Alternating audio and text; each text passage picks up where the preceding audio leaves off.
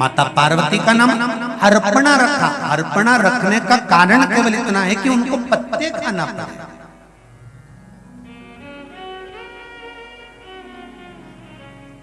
क्यों?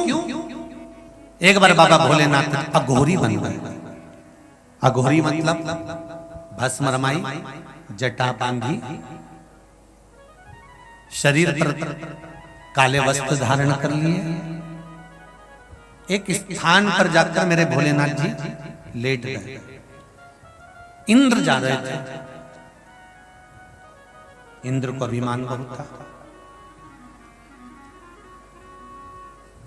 और इंद्र का अभिमान इतना बढ़ चुका था कि इंद्र किसी को पूछ नहीं रहा था।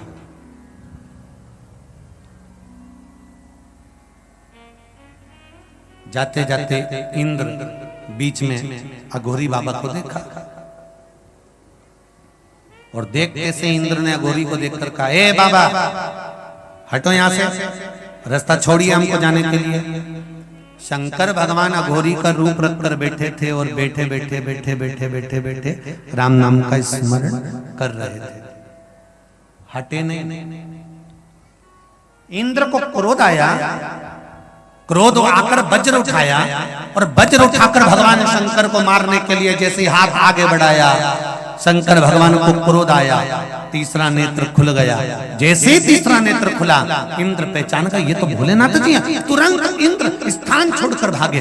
भगवान शंकर का क्रोध पीछे पीछे जाने लगा और इंद्र आगे आगे भागने लगे। भागते भागते भागते भागते भागते भागते इंद्र देवलोक में जब पहुंच गए, पहुंचने के बाद वहां पर बृहस्पति महाराज मिले। बृहस्पति महाराज ने पूछा, इंद्र कहां भाग रहा है?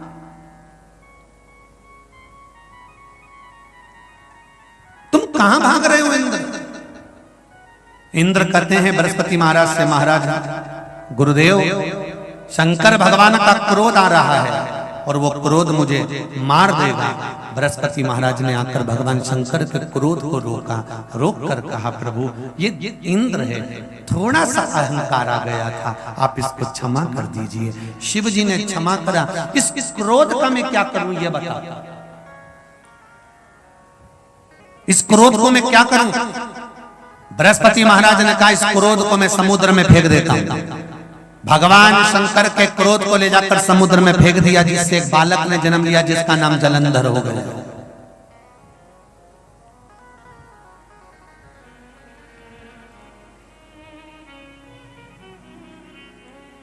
जलंधर की धर्म पत्नी हुई वृंदा, जो भगवान की भक्ति में डूबी रहती थी।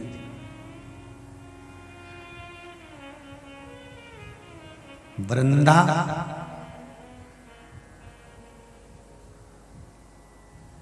नारायण की भक्ति करती थी। तुलसी का नारायण की भक्ति कर कर भगवान का भजन किया करती थी। वही वृंदाबाद में तुलसी का क्यारा बनी थी। एक बार वृंदा बैठी हुई थी, उसका सात्वित्व भगवान विष्णु ने डिगा दिया। शंकर भगवान ने जलंधर को मार दिया। वृंदा रोती रोती बोली थी कि हे भोलेनाथ, मेरी तप साधना इतनी प्रबल रही है कि मेरे अपने पति के प्राणों को मैं बचा कर रखी हूं।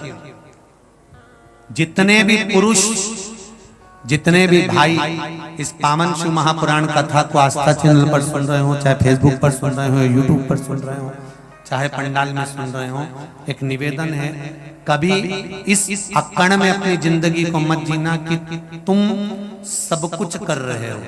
तुम नहीं, तुम्हारे साथ में जो तुम्हारी अर्धांगिनी है, तुम्हारी धर्म पत्नी है, ये जो व्रत करती है, साधना करती है, तप करती है, दान करती है, पुण्य करती है, कुछ घर में रहकर धर्म पत्नी जो भगवान को दिया लगाती है, पूजन करती है, शिव की आराधना करती है, शंकर का अनुमोदन करती है, किसी ना किसी रूप में व्रत साधना तप करती रहती है, उसका फल पति को जरूर मिलता रहता है और वो बचकर चलता रहता है।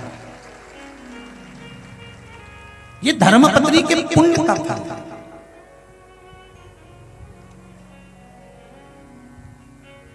इस अभिमान में ना जिए कि मैं सब कुछ कर लेता। नहीं नहीं नहीं, नहीं। एक कथा आई है, एक सेठ जी ने एक नौकर की, नौकर नहीं आया तो सेठ जी ने उसकी तनख्वाह बढ़ा दी। 4 दिन नौकर नहीं आया तो सेठ जी ने तनख्वाह बढ़ा दी। बेचारा इतना मेहनत करता है, उसको तनख्वाह कम मिलती होगी इसलिए नहीं आता होगा। तनख्वाह बढ़ी, नौकर आया, 1 महीना काम करने के बाद 8 दिन के लिए नौकर फिर गायब हो गया तो सेठ जी को गुस्सा आ गया तो उसने तनख्वाह आधी कर दी।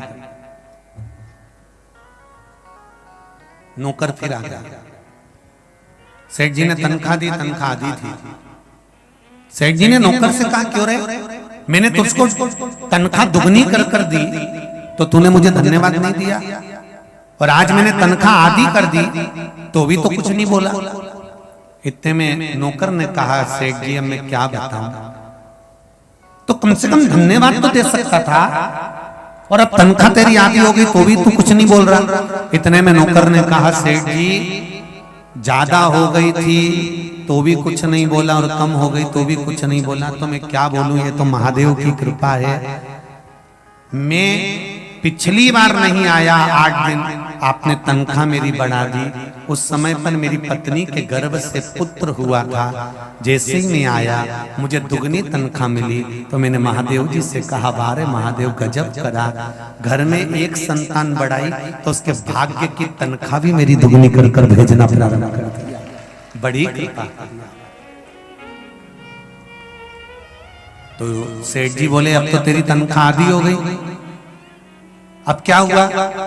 नौकर बोला, गुरुदेव सेठ जी घर में मेरी मां थी, बूढ़ी हो गई थी, मर गई, 8 दिन नहीं आया, आपने मेरी तनख्वाह आधी कर दी।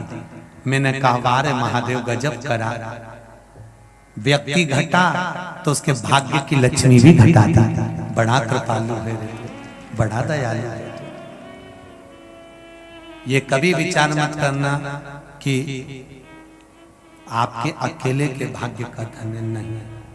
जिस अर्धांगिनी के साथ आपका विवाह हुआ है, जिस कन्या के साथ, वो कन्या आपके साथ में गठजोड़ा बांधकर जब बैठती है तो एक अंदाजा लगाकर बैठना, आपकी जिंदगी के सुख देने में आदि हकदार वो होती है, उसके सुख का भाग्य आपको प्रदान करती है। साधारण नहीं होती है हमारी।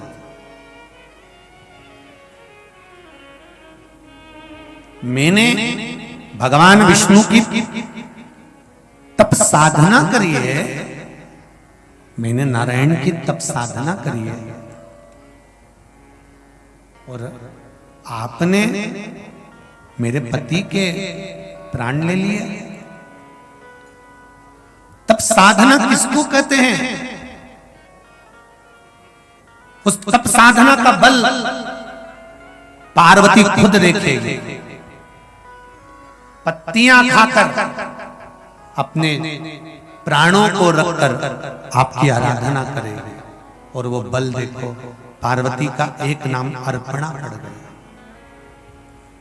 शिवलिंग बनाना, पूजन करना, बेलपत्र समर्पित करना, उसको धारण करना, ये माता पार्वती जी ने हमको सिखाया है कि हमें रोग से मुक्ति कैसे पाना है, हमें लक्ष्मी की प्राप्ति कैसे करना है, हमें वैभव की प्राप्ति कैसे करना है, हमें धन सत्ता कैसे प्राप्त करना है। शंकर भगवान के आराधना कर कर हम अपने जीवन का कौन सा ऐसा कार्य जो नहीं कर सकते, सब पूर्ण कर देते हैं।